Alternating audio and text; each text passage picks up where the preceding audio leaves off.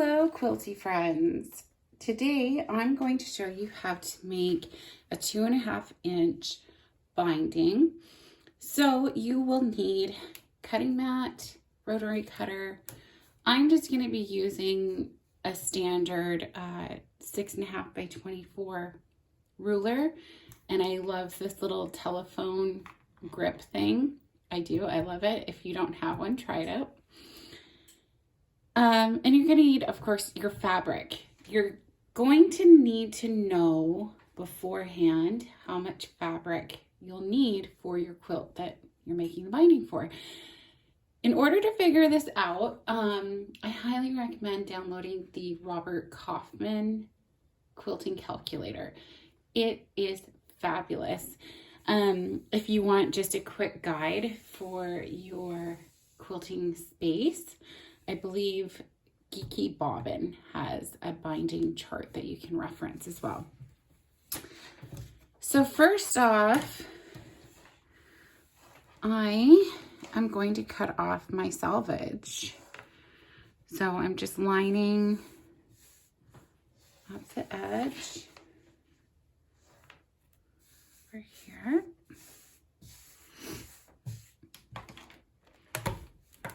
And take that puppy off. Okay.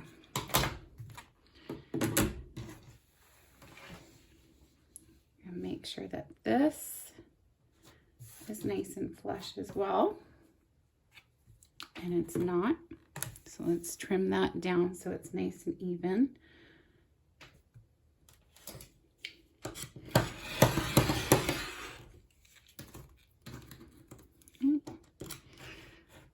I do have a new blade in here.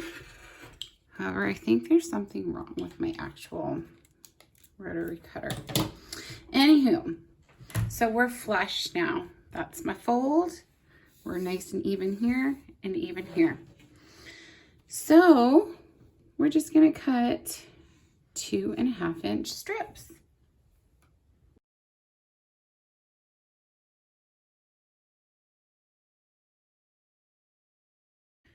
Okay, so we've got all of our strips. We have to connect them now. Now you could connect them vertically, so put them right sides together, but you know what? If you were to connect them vertically, they're not gonna be nearly as sturdy, okay? So we're gonna connect them on a diagonal. So in order to do that, we're still going to need to go right sides together. You're going to start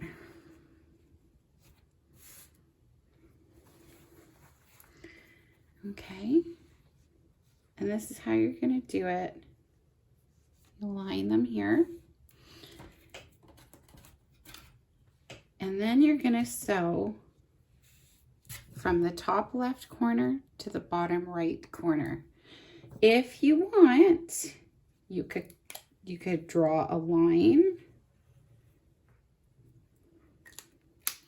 on all of those. Okay, can you see that? So when I match it up, I can see, and you would sew along that line. I have a fancy laser, so I don't have to do that. But if you need to draw beforehand, I would very simply just do these. Just get one strip out, line it up, go through and draw that line. Okay. Now you only have to do it on the one side, because when you connect them, it'll become that piece that was lying down. Okay, I'll show you more what I mean in just a moment. Okay, so we're at the sewing machine. I've got my pieces lined up. I've drawn a line. So it goes from here to here. On my machine, I have a fancy laser, so I don't have to draw the lines. But if you don't have a fancy laser, then draw the lines beforehand. You're just going to sew along that line right on it.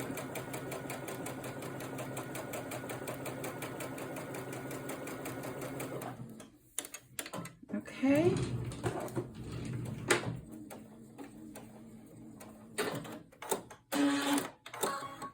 So you can see I have sewn right on that line. Now when I open it up, we've got a nice seamless binding, okay? Now I'm gonna trim this. Normally I would just keep going. Ooh, I probably really shouldn't be doing this, but this is actually what I do a lot. So you would trim that, leaving a 1/4 inch seam allowance, and then go and iron that open. But for now, I'm going to finish. So I'm going to move down the line. Okay. This is where I started. Continuing down to the end of that piece. Then I'm going to take the next piece and find the drawn line, match that up, and do it again.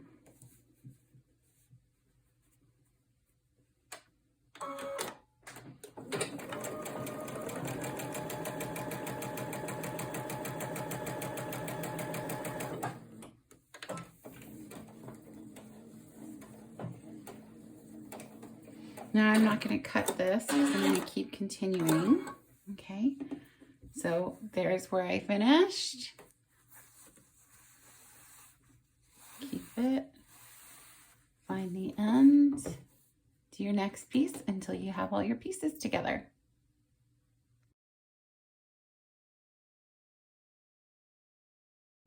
So one more point that might help you when you're doing your binding. So I just finished that section there. Okay, I finished that there. So that piece that was on top was face down. It was right side down. Okay, but now it becomes the next piece that's right side up. All right, let's keep going. Okie dokie, I've got this beautiful streamlined, big streamer really.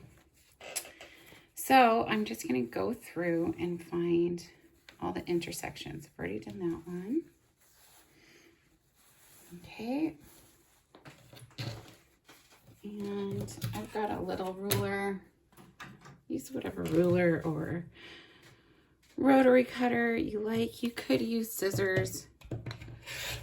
Quite frankly though, I'm just so accustomed to using a rotary cutter for everything. So I'm just going to leave a 1/4 inch seam allowance.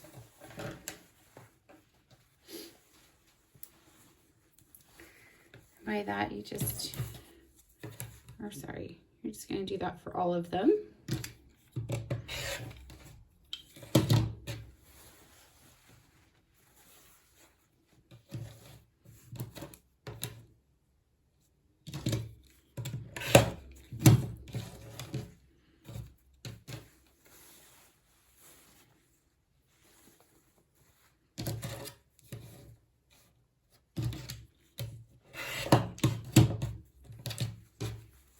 Okay, gonna take it over to the ironing board now. Okay, so I have found the end of my binding. Fold it in half.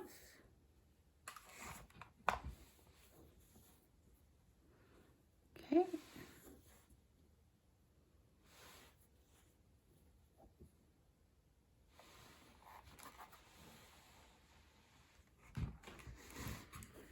And then I just sort of shimmy it like that.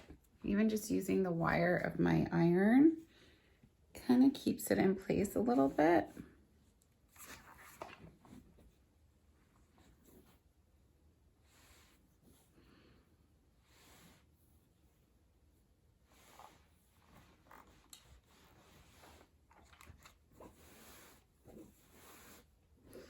Okay, so then when you get to a seam, we're gonna press those open. I can get in there.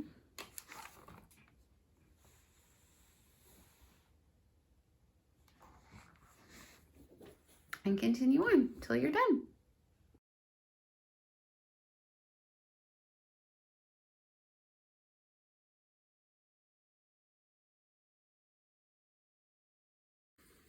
Okay, so there we have it. A single fold 2.5 inch binding.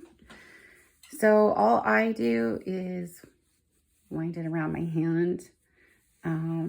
What I have seen people do is get those cute little binder or binding holders, or use even like a empty Aurifil spool, the orange spools, not the cones, but the spools, or even just like a piece of cardboard. But I just do this and I find that it's fine.